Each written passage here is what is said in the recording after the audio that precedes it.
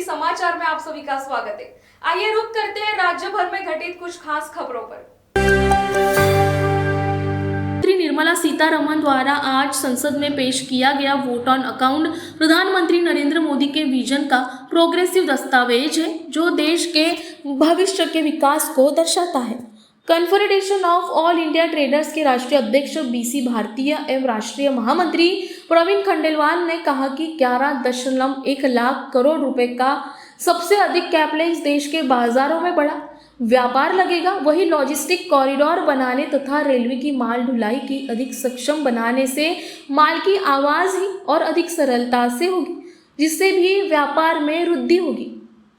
इससे देश भर के व्यापारियों का व्यापार बढ़ेगा।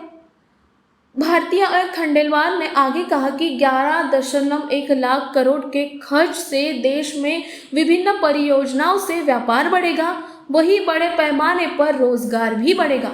उन्होंने आगे कहा कि इसके चलते विकास की गति में सुधार होगा और यह खर्च समाज में बढ़ते उत्पादन और सेवाओं की गति में भी सुधार के माध्यम से विकास को बढ़ावा देगा। भारतीयों ने आगे कहा कि इस राशि से देश भर में अधिक निर्माण कार्य होगा, जिसके चलते विभिन्न क्षेत्र में नई आधारिक सुविधाएं बनाने के लिए खर्च का उपयोग हो सकता है, जिससे बेहतर इंफ्रास्ट्रक्चर बनेगा और इसमें भी व्यापार में वृद्धि होगी।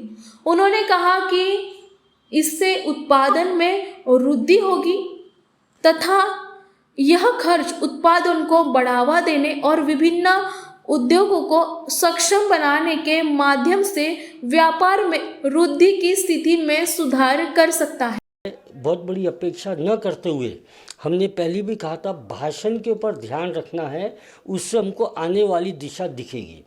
इस बजट में 10 साल की समीक्षा करते हुए 2047 में मेरा देश कैसा रहेगा, उसके लिए हमारी नीतियाँ कैसी रहेगी, ये चीज़ें सामने लाई है। अगर आप देखेंगे तो इसमें इन्होंने गरीब, युवा, महिला और अन्नदाता चारों को ध्यान में रख के बात किया है। किसी विशेष वर्ग को ध्यान में न बोला है, न किसी क्षेत्र को ध्यान में कहा है। इन्होंने इंक्लूसिव ग्रोथ की बात की है, यानी सोशल सबको बराबर इंक्लूसिव रहे, वैसे ही ज्योग्राफिकल यानी समातन इसका विकास हो, इसको भी ध्यान में रखा है। खास बात जो 2, 4, 5 है, जो नहीं आया वो जुलाई में आ जाएगा, मैं उसकी बात न करते हुए जो रूफ टॉप सोलर सिस्टम की बात किया है, आज पर्यावरण का है, ज़मीन धरती गर्म हो रही है उसका विषय है। ये सारे थर्मल पावर स्टेशन अपने आप हटते चले जाएंगे जब हर घर में खुद के कंजम्पशन का खुद ही बिजली कर लेंगे। तो ये जो सूर्य भगवान का इतना अच्छा इन्होंने इस्तेमाल किया है, ये हमारे देश को आगे ले जाएगा। इतना ही नहीं, इलेक्ट्रिकल व्हीकल को चार्ज करने के लिए भी ऊर्जा सूर्य भगवान से आ जाएगी, तो ये अपने आप में आगे जाएगा। घर देने की, करोड़ों घर देने की बात की है, तो रोटी कपड़ा मकान मिल गया, शिक्षा और हेल्थ मिल गई, आदमी को चाहिए क्या। तो इस दिशा में काम कर रहे हैं, सब जगह विकास की बात कर रहे हैं। इनोवेशन के लिए अलग से कॉर्पस तैयार किया है, तो इनोवेशन को प्रोत्साहन देंगे तो नई नई चीज़ें आएगी, सस्ती चीज़ें आएगी, तो विश्व में हम आगे जा सकेंगे। ये भी समझ में आए। राज्यों को कैपिटल एक्सपेंडिचर के लिए फंड मुहैया कराने की बात की है, ये भी अपने आप में बहुत अच्छा है। यानी अगर पुराना देखेंगे तो अच्छा चला है और भविष्य और अच्छा होगा। 25,000 के नीचे तक का इनकम टैक्स को 10,000 और 25,000 को माफ़ करने की जो बात की है, छोटे छोटे कारणों से आदमी परेशान रहता है। राजा का दिल बड़ा होना चाहिए, तो ये खुरचन में न जाके वित्त मंत्री ने माफ़ करने की जो बात की, ये भी एक नया प्रकार का एक्सपेरिमेंट है जिसका लाभ बहुत ज़्यादा मिलेगा, ऐसा हमें लगता है। आम लोगों के लिए बजट में कुछ नहीं था, टैक्स स्लैब जैसे कि वैसे रखा गया कि क्या कहेंगे? देखिए, हम रेगुलर बजट से इस बजट को मिलान करते हैं, इसलिए हमको लगता है कुछ नहीं किया। पार्ट बी ये भविष्य का टैक्सेशन होता है, आप देखेंगे पार्ट बी 5 मिनट में समाप्त कर दिया। उसका कारण क्या है, ये अंतरिम बजट था। जब पूरा बजट आ जाएगा जुलाई में, तब आम आदमी को क्या दे रहे हैं, क्योंकि जैसा इन्होंने अपने बजट में कहा 300 यूनिट बिजली माफ़, एजुकेशन के बारे में कहा, एम्स के बारे में कहा, तो इसका मतलब है इन्होंने दिशा बता दी हम कहाँ कहाँ काम करेंगे, कैसे करेंगे, उसका फंड एलोकेशन कैसा होगा, वो ये बजट में नहीं होता। जुलाई में हमको आम लोगों के लिए बहुत सी बातें दिखेगी, मेरे को पूरा इसका खातरी है। जीएसटी में जो उलझने थी और कल आपने जो बातें जो बताई थी, उसमें कहीं न कहीं बजट में फेरबदल होते हुए निश्चित रूप से जीएसटी की समस्या थी, काउंसिल का विषय है, मगर वित्त मंत्री ने उसके बारे में कुछ रोशनी डालनी थी कि 2017-18 से करोड़ों रुपए की जो डिमांड है उसको समाधान कैसे होगा, इसके बारे में उनको सामने बात लाना था, वो उन्होंने नहीं लाया। टीडीएस, इनकम टैक्स में टीडीएस, टीसीएस, ये दो बहुत बड़ी समस्या है। इसके बारे में क्या है, इसकी जो लिमिट है इतनी कम है कि आम आदमियों का टैक्स कट रहा है, रिफंड के लिए जाना पड़ रहा है, ये नौबत क्यों आए। तो ये बातें ज़रूर है, हमें उम्मीद है जुलाई के बजट में ये सब चीज़ें। नागपुर के निवर्तमान पुलिस आयुक्त अमितेश कुमार को आज नागपुर सिटी की ओर से विदाई दी गई। विदाई समारोह शहर के पुलिस कमिश्नर भवन में आयोजित किया गया था। इस मौके पर joint CP Ashwathi Dorje ma'am के हाथों पुलिस कमिश्नर को सम्मानित किया गया। इस मौके पर पुलिस विभाग के सभी पुलिस इंस्पेक्टर, वरिष्ठ पुलिस अधिकारी और शहर के गणमान्य लोग मौजूद थे। इस दौरान पुलिस विभाग के अधिकारियों ने पिछले 3.5 सालों में शहर में किए गए कामों को लेकर पुलिस कमिश्नर के बारे में अपनी राय रखी। इस समापन समारोह में पुलिस आयुक्त अमितेश कुमार ने अपने 3.5 साल के करियर का भी कच्चा चिट्ठा बयां किया। इस विदाई समारोह में डीसीपी मुमक्का सुदर्शन को भी चंद्रपुर का पुलिस अधीक्षक नियुक्त किए जाने के चलते हृदय की गहराई से विदाई दी गई।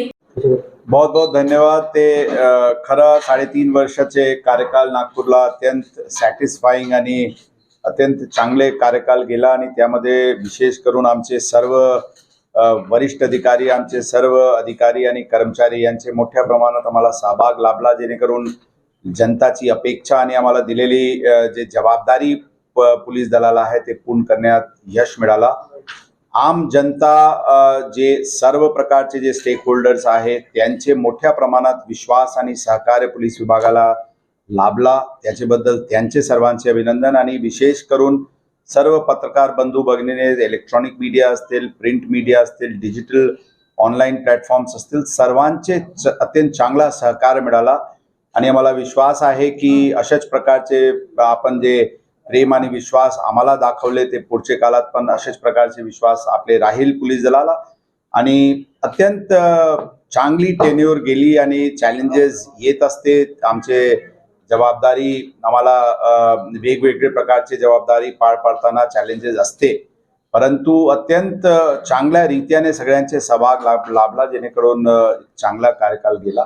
जे काही उणिवा राहिले असतील आम्ही क्षमस्व आहे आणि सर्वांचे धन्यवाद। कैमरामैन प्रवीण के साथ सनी बोंगाड़े, शंखनाद न्यूज, नागपुर।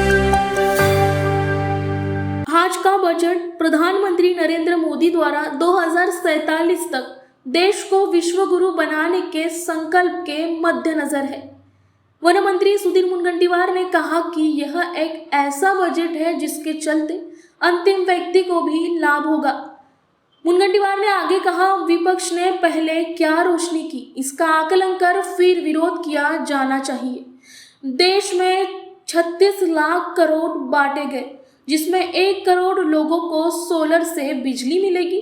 2013 में विपक्ष ने बजट में क्या दिया था, देश ने कितनी प्रगति की, इस बारे में भी सोचने की जरूरत होने की बात भी सुधीर मुनगंटीवार ने की।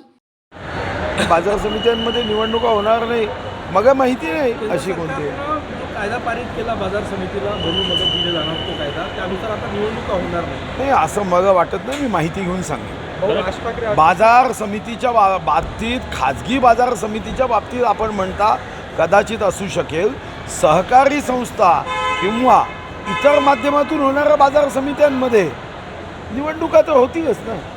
प्रायव्हेट कोणी इन्व्हेस्टर असेल तर हा विषय कदाचित असू शकेल, पण तरीही मी माहिती घेतो। हो, राज ठाकरे आजपासून 2 दिवसाच्या नाशिक दौऱ्यावर आहे. या आधी देखील नाशिकमध्ये त्यांची सत्ता होती.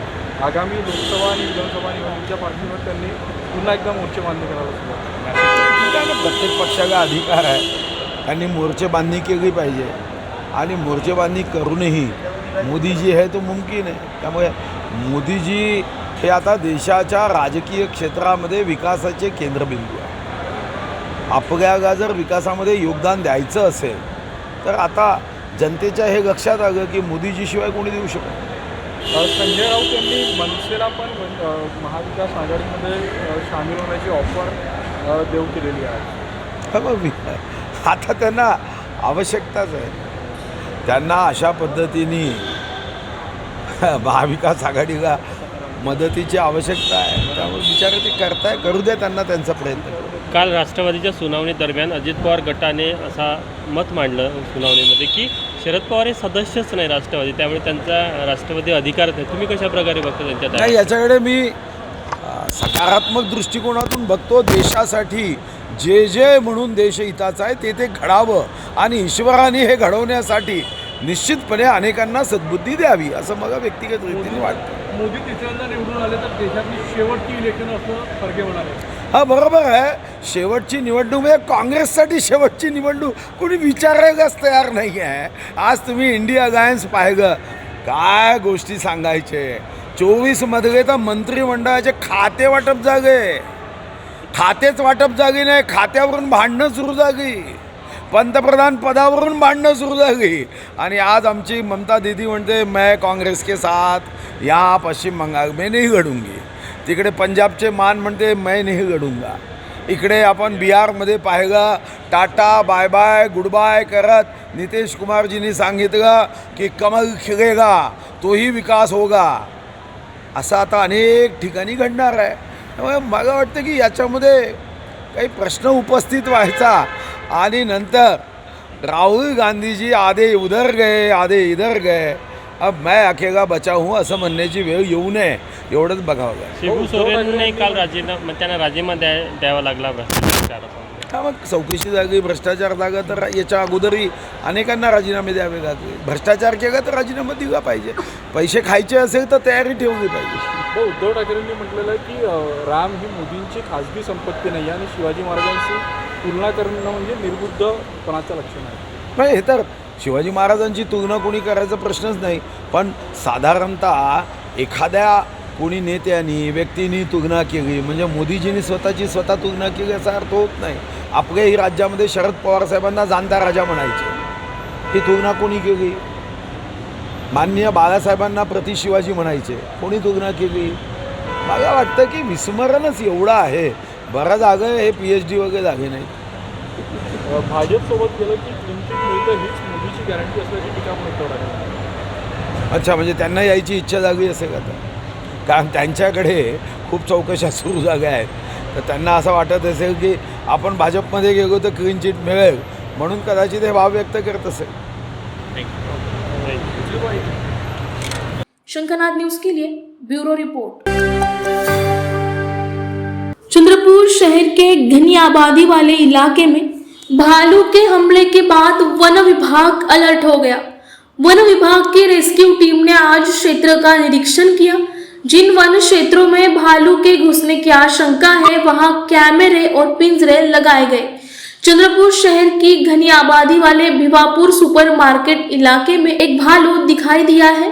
भालू लालपेट क्षेत्र के वन क्षेत्र से सटे रेलवे ट्रैक क्षेत्र से इस क्षेत्र में प्रवेश कर गया। अचानक एक भालू सामने आ जाने से नागरिकों में भगदड़ मच गई। इंजीनियरिंग कॉलेज के रास्ते में एक चिकन की दुकान में घुसे नागरिकों ने स्थिति को बचाने के लिए शटर बंद कर दिया और हमले से बच गए।